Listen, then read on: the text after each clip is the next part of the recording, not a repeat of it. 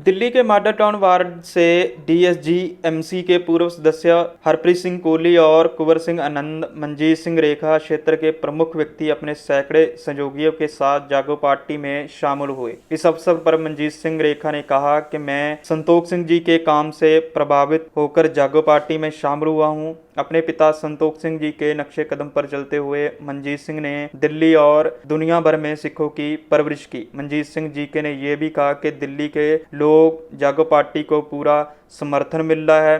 विभिन्न दलों के सदस्य जागो पार्टी में शामिल हो रहे हैं। मुझे उम्मीद है कि दिल्ली के लोग निश्चित रूप से जागो पार्टी को सेवा करने का मौका जरूर देंगे।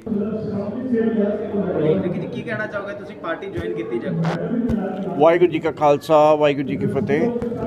ਅੱਜ ਮੈਂ ਪਾਰਟੀ ਸਰਦਾਰ ਜਥੇਦਾਰ ਸੰਤੋਖ ਸਿੰਘ ਜੀ ਜਿਨ੍ਹਾਂ ਦੇ ਬੇਟੇ ਸਰਦਾਰ ਮਨਜੀਤ ਸਿੰਘ ਜੀ ਕੇ ਉਹਨਾਂ ਦੇ ਲਕਸ਼ ਕਦਮ ਦੇ ਉੱਤੇ ਜੋ ਚੱਲਦੇ ਪਏ ਨੇ ਔਰ ਪੰਥ ਦੀ ਸੇਵਾ ਕਰਦੇ ਪਏ ਨੇ, ਜੋ ਸਾਰਾ ਸੰਸਾਰ ਜਿੱਥੇ ਗੁਰੂ ਨਾਨਕ ਨਾਮ ਲੇਵਾ ਸੰਗਤ ਬੈਠੀ ਹੈ ਪੂਰੇ ਸੰਸਾਰ ਦੇ ਅੰਦਰ, ਉਹ ਸਰਦਾਰ ਜਥੇਦਾਰ ਸੰਤੋਖ ਸਿੰਘ ਜੀ ਦੇ ਜਿੰਨੇ ਵੀ ਸਾਲਾਨਾ ਕੰਮ ਜਿੰਨੇ ਵੀ ਉਹਨਾਂ ਨੇ ਪੰਥਕ ਕੰਮ ਕੀਤੇ ਨੇ ਉਹਨੂੰ ਅੱਜ ਵੀ ਸਲਾਹੁੰਦੀ ਹੈ। ਅਤੇ ਉਸ ਕਾਰਨ ਮੈਂ ਅੱਜ ਮਨਜੀਤ ਸਿੰਘ ਜੀ ਕੇ ਜੀ ਨੂੰ ਜੁਆਇਨ ਕੀਤਾ ਹੈਗਾ। सेवा और सेवा सिर्फ सेवा संगत की सेवा। सवाल यह है कि मनजीत सिंह जीके के जो करप्शन के इल्जाम लग रहे हैं, कंपटीशन भी जो बढ़ गया दिल्ली कमेटी च नहीं करप्शन चल रही है, तो संगत अगर मौका देती है सेवा देती है, किस तरीके से काम करो?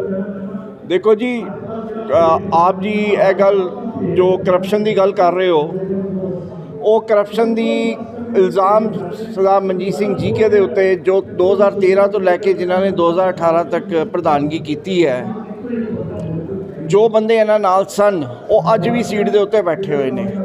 पर अगर इन्हां दे उत्ते करप्शन का लक्षण लाया, उन्होंने इल्ज़ाम लाया है, तो उन्होंने उस टाइम रिज़ाइन करके उत्थों बाहर आ गए कमेटी तो, कि अगर संगत अगर चाहती है कि मेरे उत्ते इल्ज़ाम लग रहे हैं, पर जो करप्शन करते पे ने वो अज भी सीट के उत्ते बैठे हुए ने। अज उस सीट पर बैठे है, FIR होईयां ने, कई FIR होईयां ने, पर उन्होंने रिज़ाइन नहीं दिता।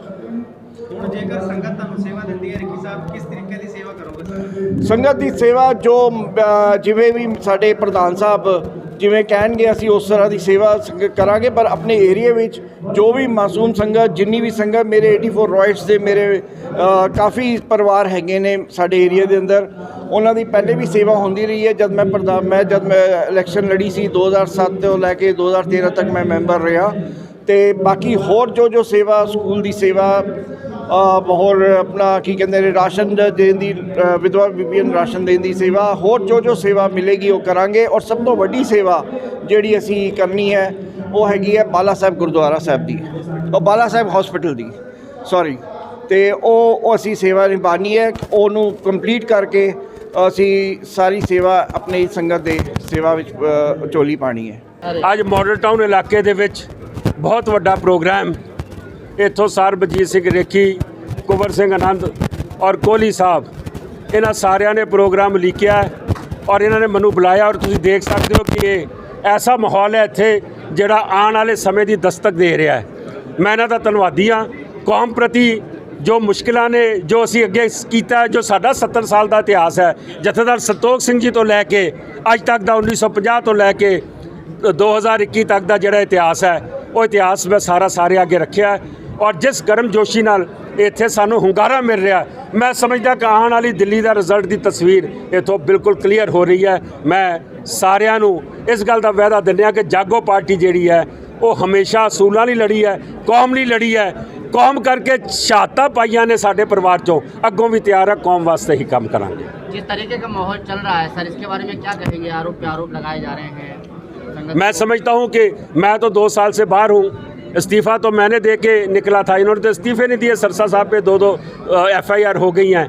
और आप देख लीजिए कि 2 साल बाहर रहने के बाद जिस तरीके से लोग आए हैं, इन्होंने प्रोग्राम करना होता है तो ये स्टाफ को बिठाते हैं, ड्यूटियाँ लगाते हैं कि हमारे धरने पे आओ, हमारे प्रोग्राम में आओ। यहाँ पे देखिए कौन हम कहीं से उठा के लाए हैं, लोग अपने आप आए हैं। शिक्षकों को 8-8 महीने से सैलरी नहीं मिली सर, परेशान है। तनख्वाहें नहीं मिली, पीएफ जमा नहीं हुआ। मैं समझता हूँ कि उन्होंने सारी एजुकेशन इंस्टीट्यूशनल तबाह करके रख दिया है। आज की डेट में 300 करोड़ के घाटे में है दिल्ली गुरुद्वारा कमेटी। इसको रिवाइव कैसे करना है, ये एक बहुत बड़ा सवाल होगा। सर सिटी स्कैन मशीनां लग रही है, लंगर आल आधुनिक मशीनां ਨਾਲ ਲੈਸ ਹੋ ਰਹੇ, लेकिन अपने स्टाफ ਜਿਹੜਾ ਭੁੱਖਾ ਮਰ ਰਿਹਾ। मैं समझदा वां कि ਜਿਹੜੀ ਸੇਵਾ ਕੀਤੀ ਹੈ ਉਹ ਪਰਿਵਾਰਾਂ ਨੇ ਕੀਤੀ ਹੈ, ਅੱਗੋਂ ਵੀ ਕਰਨਗੇ। ਦਿੱਲੀ ਕਮੇਟੀ ਦੀ ਕੀ ਕੰਟਰੀਬਿਊਸ਼ਨ ਹੈ? ਦਿੱਲੀ ਕਮੇਟੀ ਦੀ ਕੰਟਰੀਬਿਊਸ਼ਨ ਤਾਂ ਮੰਨਦਾ ਜੇ ਸਟਾਫ ਨੂੰ ਤਨਖਾਹ ਮਿਲ ਜਾਂਦੀ, ਜੇ ਉਹਨਾਂ ਦੇ ਪੀਐਫ ਜਮ੍ਹਾਂ ਹੋ ਜਾਂਦੇ। ਜਿਹੜੇ ਰਿਟਾਇਰ ਹੋ ਗਏ ਨੇ ਉਹਨਾਂ ਨੂੰ 2-2 ਸਾਲ ਹੋ ਗਏ, ਉਹਨਾਂ ਨੂੰ ਹਿਸਾਬ ਨਹੀਂ ਦਿੱਤਾ ਗਿਆ। ਕਈ ਸਟਾਫ ਦੇ ਮੈਂਬਰ ਕੋਵਿਡ ਦੇ ਦੌਰਾਨ ਔਰ ਉਹਦੇ ਬਾਅਦ ਇਲਾਜ ਦੇ ਪੈਸੇ ਨਾ ਹੋਣ ਕਰਕੇ ਮਰ ਗਏ, ਜਦਕਿ ਉਹਨਾਂ ਦਾ 15-15 20-20 ਲੱਖ ਰੁਪਏ ਦਿੱਲੀ ਕਮੇਟੀ ਕੋਲ ਬਕਾਇਆ ਪਿਆ ਹੈ। ਇੱਕ ਮਸ਼ੀਨਾਂ ਸਿਰ ਮੱਥੇ ਜਿਨ੍ਹਾਂ ਨੇ ਲਗਾਈਆਂ, ਗੁਰੂ ਮਹਾਰਾਜ ਹੋਰ ਬਖਸ਼ਿਸ਼ ਕਰਨ, ਕਿਉਂਕਿ ਗੁਰੂ ਦੇ ਘਰ 'ਚ ਲੱਗੀਆਂ। ਇਹ ਮਨਜੀਤ ਸਿੰਘ ਜਾਂ ਮਨਜਿੰਦਰ ਸਿਰਸੇ ਜਾਂ ਪਰਮਜੀਤ ਸਰਨੇ ਦੇ ਘਰ ਨਹੀਂ ਲੱਗੀਆਂ, ਇਹ ਗੁਰੂ ਘਰ 'ਚ ਲੱਗੀਆਂ। आने वाले चुनाव हैं और उसमें संगत के लिए क्या आपकी तरफ से संदेश रहेगा? मैं एक ही बात करूंगा कि उनका फैसला बहुत अहम होगा। उस कमेटी को चुना जाए जिस कमेटी ने कभी काम किया हो, जिन लोगों ने कभी काम किया हो, जिन्होंने ताकत तो कौम से ली है लेकिन खुद एमएलए अपनी बीवी को काउंसलर, अपने होटलों के प्लाट, अपने बसों के ठेके लिए हों, और या गुरु ग्रंथ साहिब की बेदबी करी हो, या डेरे सच्चे सौदे को माफ़ी दी हो, उनसे बच के रहना चाहिए।